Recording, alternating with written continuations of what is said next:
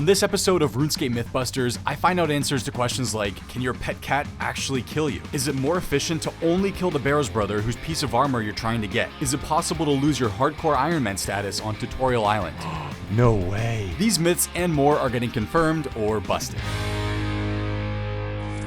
We're starting off with the myth that I've seen for years. If you're searching for a specific Barrows piece, is it faster to only kill that brother and loot the chest, or is it faster to kill all 6 brothers like normal? Let's say you're an Iron Man or someone looking to complete the Barrows collection log and you desperately need an Aram's top. Should you only kill Arams? If you don't know how the Barrows drop table works, I'll try to break it down simply. In order to obtain a Barrows piece from one of the brothers, you have to kill that brother. So if I want an Aram's top, I have to kill Arams. Otherwise, there's zero chance for me to get it. So the theory here is that if the only brother I'm killing is Arams, then the only items I can get from the Barrows chests are one from Arams. And since only needing to kill one brother cuts down on the amount of time it takes to loot the chest, then that means more chests per hour and more chances to get the item you're looking for, right? Well, kind of. If you kill all 6 brothers, the chance of you receiving an item is approximately 1 in 15. With 24 Barrows items total, that means the chance of landing on the specific item you want is around 1 in 350. The reason it's not 360 is because there's a chance to get multiple Barrows items in a single chest, which ups the odds a little bit. The more brothers you kill, the more chances you have of getting a Barrows piece in general. So there's this conflict of, okay, yes, by killing only one brother, I will only get his items when looting the chest, but I'm getting less rolls on the drop table because I didn't kill the other 5 brothers. Killing all 6 brothers takes longer, but is giving more chances of getting a Barrows item. The OSRS wiki has a Barrows odds calculator. Of course they do, they're the best people ever, and this can help us out a bit here. As you can see, if we kill all 6 Barrows brothers, the odds of us getting a specific Barrows piece is 0.286%. If we only kill one brother, the odds of us getting an item is 0.128%. So the numbers we're working with are 0.286% versus 0.128%. We are 2.234 times more likely to receive the specific piece we're looking for if we kill all 6 Barrows brothers. However, we have to take into account the amount of time it takes to loot the chest. If your runs to kill all 6 Barrows brothers are 2.24 times longer than just killing a single brother, then it's actually more efficient just to kill the one brother. If the time is less than 2.24, then you can continue killing all 6. Let's test this out. For the first test, I'll just be killing Arams and looting the chest. This is the setup I'm going with, nothing too crazy, just very average. I will be using the strange old lockpick, which lets me open up any door in the Barrows crypt the entire time. When a run ended, I would teleport back to my house, restore my stats, and use a Barrows teleport tab to get back. My runtime would start as soon as I got to Barrows, and my runtime would end as soon as I looted the chest. So I did 10 runs just killing Arams and looting the chest, and these were the times. The fastest was 43 seconds, the slowest was 1 minute and 36 seconds. On average, my run took 1 minute and 7 seconds. Next, I did 10 runs killing all 6 Barrows brothers. My fastest run was 2 minutes and 51 seconds, my slowest was 3 minutes and 12 seconds. On average, one run killing all 6 Barrows brothers took 2 minutes and 59 seconds. So we have our 2 times, 1 minute and 7 seconds compared to 2 minutes and 59 seconds. We now multiply the one brother runtime by 2.234, which gives us 2 minutes and 29 seconds. Remember that if your one brother time is lower than your 6 brother runtime after multiplying it by that number, you should stick to the one brother runs, and in my case, it was lower by about 30 seconds. So for me, if I'm hunting that one piece of Arams using this setup, I'm sticking to just killing Arams. Now keep in mind that there are some trade-offs to this. You of course will not be getting any loot from the chest aside from coins, elite clues, and Arams pieces, so if you're still wanting to get runes and bolt racks, stick with killing all 6 brothers and killing some skeletons while you're down there. But if you're solely just hunting for a Barrows piece from a brother, try out just killing him and then looting the chest. You might get it sooner than you think. The myth of only killing one brother to get his Barrows pieces faster is confirmed, as long as certain criteria are met. One myth that I can bust right away is the one that nobody buys Starforge products. I mean, they have an old school RuneScape PC, 7 new desk mats, and 7 new acrylic posters, all with iconic old school RuneScape artwork. And what's that? They're available for pre-order? I know what my Christmas gifts are going to be this year. Featuring incredible designs from artists in the OSRS community, these items are perfect for any RuneScape fan. The desk mats feature incredibly high quality art with a smooth, easy glide, washable surface. The posters are UV printed for the highest quality possible and are on durable, flexible acrylic to prevent breaking, chipping, and peeling. I love darker color ominous pieces of art, so the While Gothic Sleep Stone of Jazz mousepad is 100% being added to my cart. I love it. All of this and more can be found at starforgesystems.com/SoupRS, who offer the best PCs in the universe. You can grab a mouse mat or poster on their own, but you can also get a desk mat and wall art bundle with the purchase of an old school RuneScape PC or case. this, which also just look unreal. Click the link in the description or go to starforgesystems.com/SoupRS and check out all the amazing old school RuneScape products they have to offer. Any RuneScape fan would love to see this in their stocking or present this year. There is something for everyone. Myth: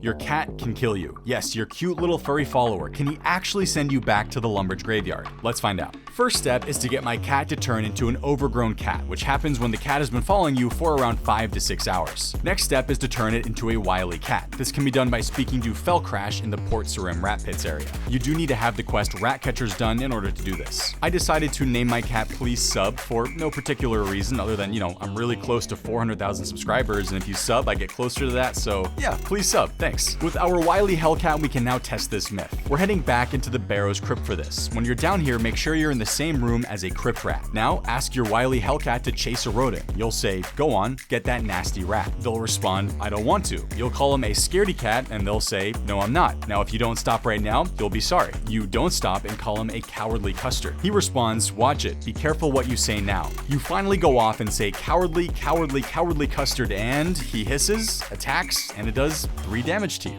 Do this enough times and you're dead. Your cat can in fact kill you. Does this mean a hardcore Iron Man would lose his status if they died this way? Yes, they would indeed. Also, I totally lost my pet cat. Please sub testing this. If any of you guys have seen him, please let me know. Myth: there are not 1, but 2 different ways to die on Tutorial Island. In the last Mythbusters episode, we busted the myth that it's impossible to die on Tutorial Island. In the combat section of the tutorial when fighting the rats, the game will not let you die. However, if you light a fire while sitting on 2 HP, you stall the damage you're taking from the rat. The game still sees you as being on 2 HP for the couple of hits he's able to get on you. With a bit of RNG, the 2 hits he gets could do 1 damage each because both times he attacks, he still sees you on 2 HP. Then, the damage will all stack on the same tick that we finished lighting the fire, which causes a death. Now, for the longest time, this was the only way to die on Tutorial Island, but now another way has been found. A new section of Tutorial Island was added not too long ago called the Node. This area is only accessible to group Iron Man players. The islands actually look like an Iron Man helmet if flipped upside down. It has some useful features for new group Iron Man accounts, like a bank, a pavilion to get group Iron Man armor, and some aggressive monsters. A level 12 enraged boar and 3 level 5 boars. The big question is, can these boars kill a hardcore Iron Man account and cause it to lose its status? Let's find out. First things first, make a new account on Tutorial Island and get it all the way to the part where you have to talk to Iron Man tutor Paul. When talking to Paul, you can choose to become a hardcore group Iron Man and gain access to the node. Now, we run to the boars, attack one, and wait to see if it can kill us.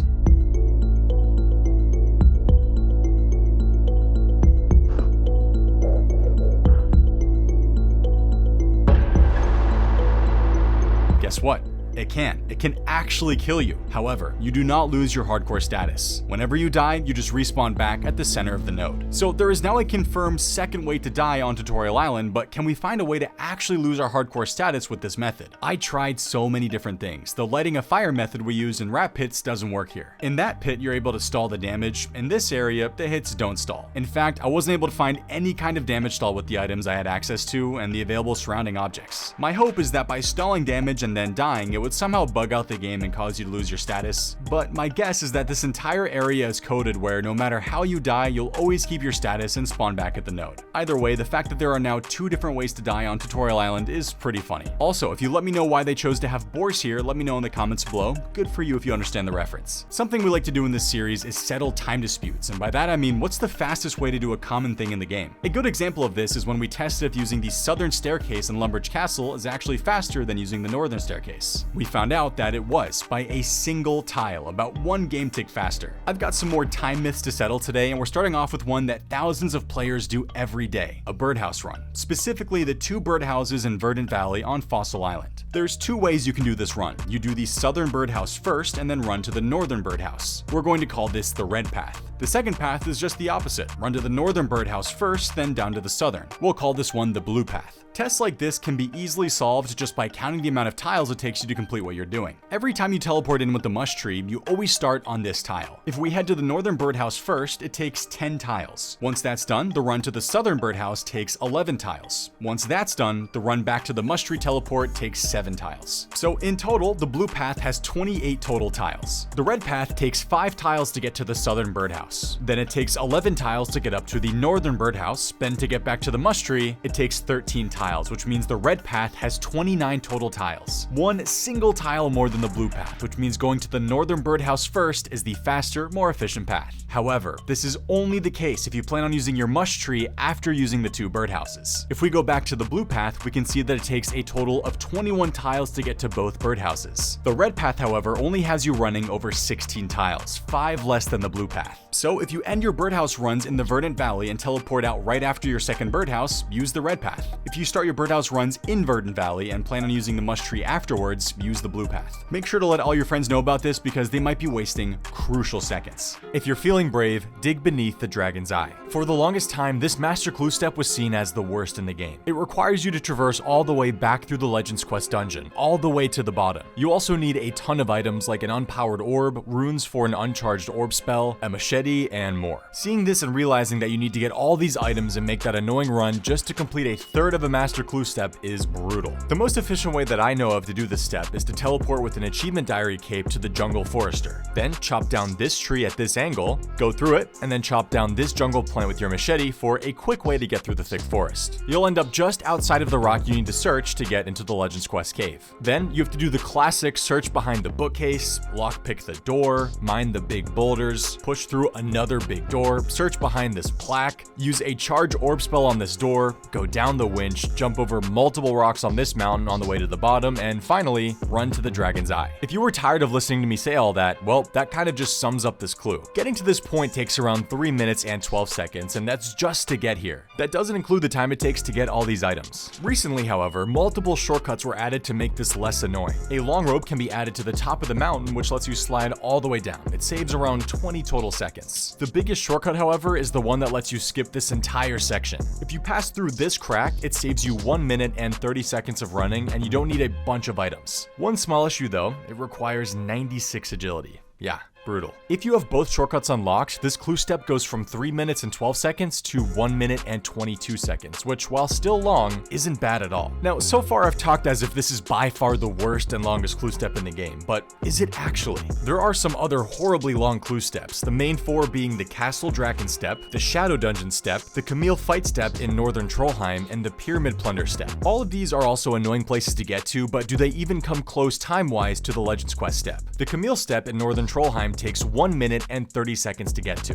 The Shadow Dungeon step takes 2 minutes to get to, and the 7th room and Pyramid Plunder also takes around 2 minutes to get to. Long steps, but they don't really compare to the long Legends Guild route. The Castle Draken step, though, is a contender. This clue step requires you to run along the outer walls of Mireditch and Darkmire for a super long time. The fastest way to even get to the outer wall is to teleport with your Mauritania Legs 3 to Berg Durat, then run south and take the boat to Mireditch. You can use the Versenhaza teleport on your Draken's Medallion as well, but after a bit of testing, I found out that it's about 3 seconds slower than just coming from Berg Durat. The fact that this ending for this step is all the way at the northern point of Castle Draken makes this run feel like it takes forever. I mean, to put it into perspective, you're pretty much running from the southern tip of Mauritania all the way to the northern tip. That's how long this run is. The time it takes to get to this clue step is 2 minutes and 46 seconds. Only 26 seconds slower than the Legends Guild step without any shortcuts. However, at least the Legends Guild step has shortcuts to it. The long rope down the mountain only requires you to have 63 agility and saves you 20 seconds, so the time cuts down to 2 minutes and 52 seconds, which isn't too far from the Castle Draken step time-wise. It also has a shortcut that cuts the time it takes to complete it in half.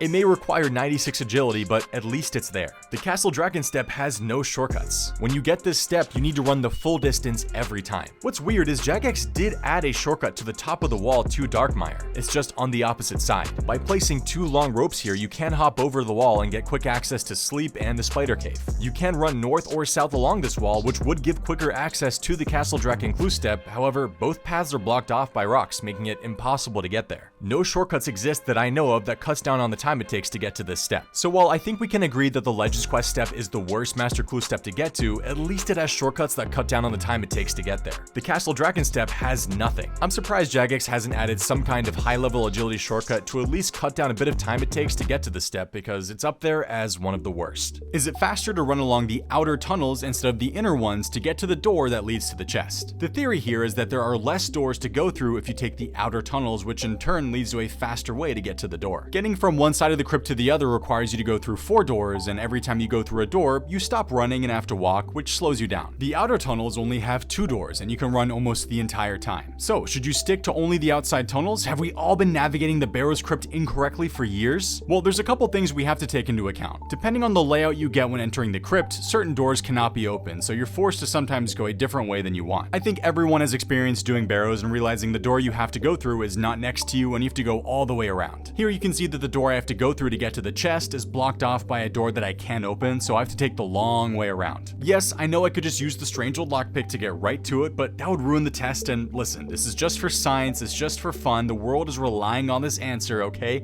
It's just something I wanted to test. Using the lockpick and the inside route, I was able to get to the chest in 43.2 seconds. This required me to open 14 doors. For the second test, we're taking the outside tunnels, and this only required me to open 8 doors. Was that 6-door difference enough to make this worth it? No. Using the outside tunnels, it took me 60 seconds to get to the chest, a difference of 16.8 seconds. Whenever possible, take the inside route. Myth busted. If you have any myths or tests that you think I should try out for the next RuneScape Mythbusters episode, make sure to leave it in the comments or shoot me a DM on my socials. I have 4 other RuneScape Mythbusters episodes available to watch if you're craving some more of this content, so make sure to check out the playlist in the description of this video. If you haven't already, make sure to like and subscribe. It helps out immensely. It's the only Christmas present I'm wishing for. Thanks to everyone in advance. Happy holidays, and I'll see you guys in the next one.